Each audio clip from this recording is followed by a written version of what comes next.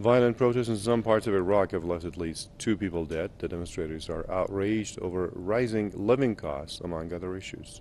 Authorities in the province of Maysan say that 1 protester was killed and 15 others were wounded in the city of Amarah.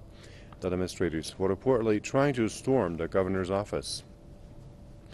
Elsewhere in the province of Dhi Qar, 25 security members were injured as they tried to disperse the crowd in Nasiriyah, the provincial capital. A similar rally was held in the city of Najaf earlier on Friday. Security forces killed 1 protester in the city of Basra, while Prime Minister Haider al-Abadi was on an official visit there. Basra residents warned of more protests if their demands are not met.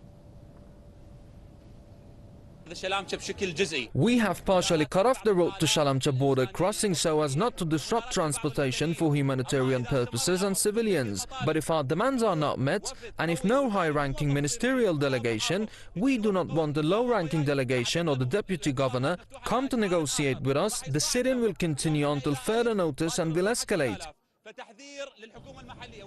Meanwhile, in a statement read out by Grand Ayatollah Sistani's representative, Iraq's top Shia cleric expressed solidarity with the protesters. Ayatollah Sistani said that he is concerned about people's difficult living conditions. Tensions over basic services come at a sensitive time when Iraqi political blocs are attempting to form a coalition government after the May 12th parliamentary elections. Political commentator Nasir al-Omari believes that the people of Iraq should be patient with a government that rid the country of Daesh just less than a year ago. We're seeing a very unfortunate situation. This has been developing for many years in Iraq. It's the same story. Services are really bad in Basra and in other places.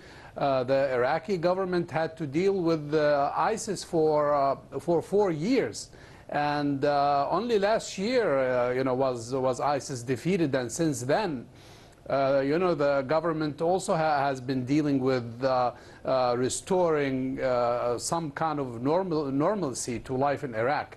Unfortunately, people don't understand this logic because places like Basra, they have been suffering since 2003 with the same problems. You're talking about electricity, you're talking about water is a problem. So this is really unfortunate, and Mr. al-Abadi was appealing to people to be patient. But I guess patience has limits when you don't have basic services.